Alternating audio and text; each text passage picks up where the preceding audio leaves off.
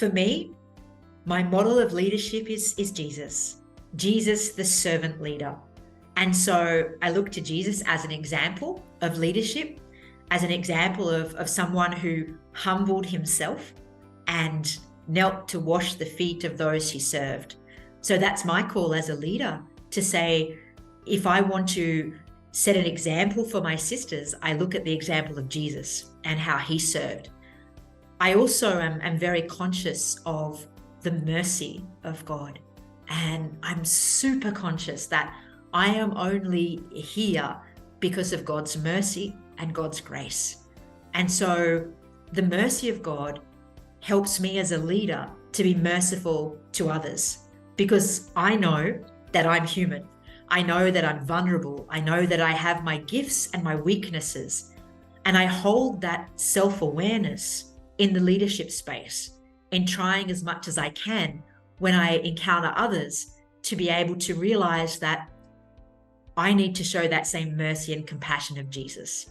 So my faith, my relationship with Jesus is very much center in my leadership space, because I look to Jesus and I try to imitate him, to imitate his example in the way that I lead. I think if you read anything about faith-based leadership, you will know that in times of conflict and challenges, that one of the really important things for you to draw upon is a sense of mindfulness and self-care in those conflicts.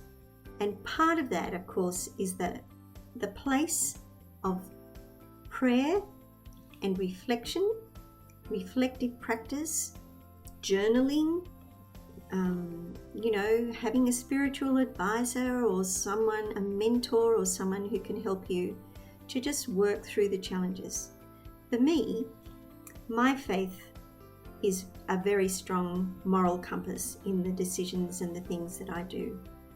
I don't have to go very far to look in the Bible at the examples of Jesus guiding, challenging the apostles and others around decisions that are being made. And sometimes that's just all you need, is just a little bit of time to kind of reflect. So that's a really important thing. You have to carve some space out for yourself. One of the challenges of leading a team, particularly if you're in a really busy team like I am, is to carve out time.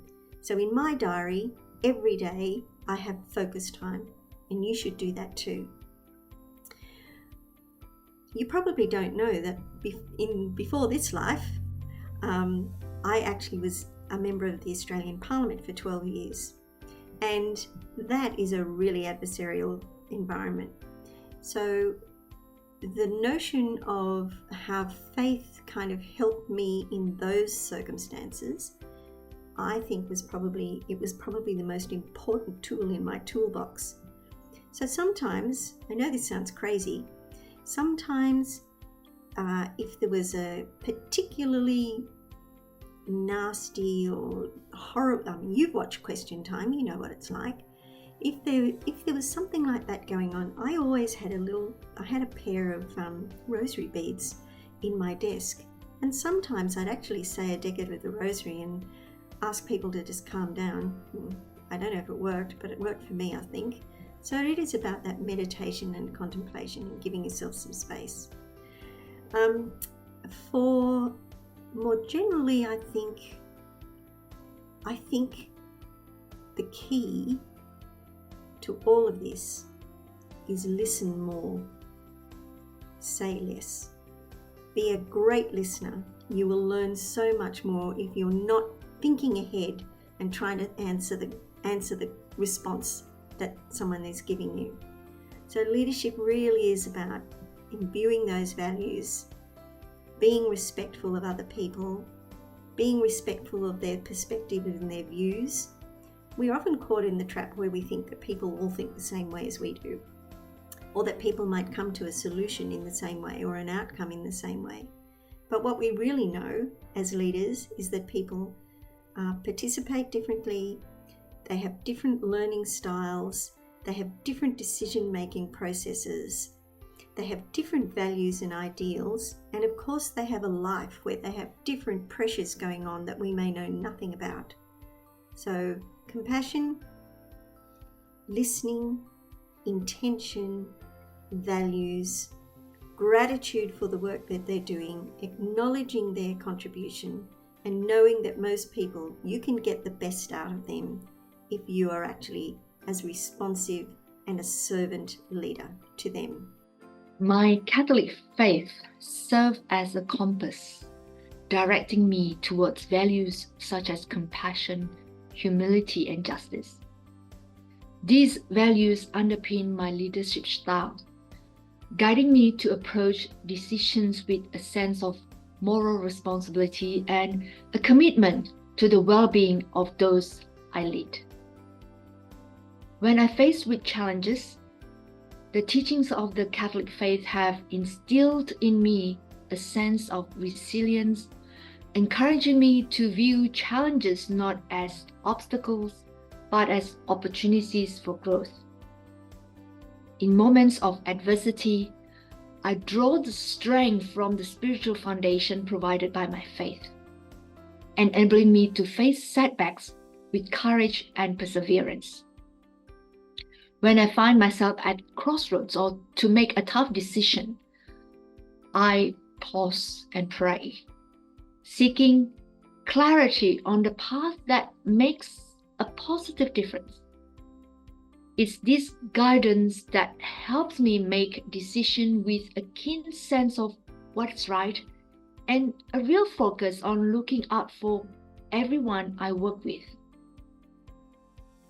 Through the lens of my faith, I view success as not solely an individual accomplishment, but a shared and collaborative effort. It encourages a sense of humility, recognizing that any achievements are a result of collective contributions. As we all know, failures and challenges are inevitable aspects of leadership. My faith again provides solace during these times, encouraging reflection. It enables me to approach failures not with a sense of despair, but as opportunities for learning. Not all of us can be leaders of nations, but each of us has the opportunity to lead in our daily lives. Lead with kindness and compassion. As Saint Mother Teresa beautifully expressed, not all of us can do great things, but we can do small things with great love. It is in these small loving actions that we make a meaningful impact on the world around us. Embrace the leadership roles that come your way, no matter how modest, and infuse them with the transformative power of kindness and compassion. My Catholic faith is so pivotal in not only in my leadership style, but I would say my whole entire being. My favorite verse in the Bible is John 15:13, which is, "No greater love there is than for a man to lay down his life for his friends." And so when I think about my role as a leader, much of it is framed with this example of Jesus on the cross, who truly did lay down his life for his friends. And that gives me a sense of grounding whenever there are difficulties or challenges amidst the work that we are called to do. When we allow ourselves this perspective of being of service to others, this self-denial, what we understand is agape love, the sacrificial love, then it motivates us to hope for the more. It gives us the impetus to go just a little bit further with someone who we might be finding difficult to love in the workspace or in our communities. But it also gives us something that we can hold on to, knowing that any suffering that we might endure, it has meaning, it has purpose, because it leads towards something much greater than ourselves.